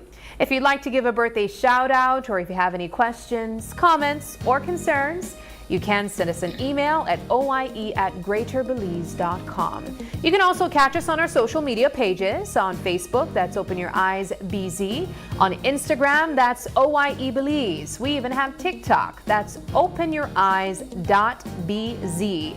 And you can even call us or text us on our phone number, that's 675-2555. But please do us a favor and join us again tomorrow when you open your eyes and start your morning right. Be sure to keep your eyes, your mind, and your hearts wide open. We'll see you tomorrow. Bye.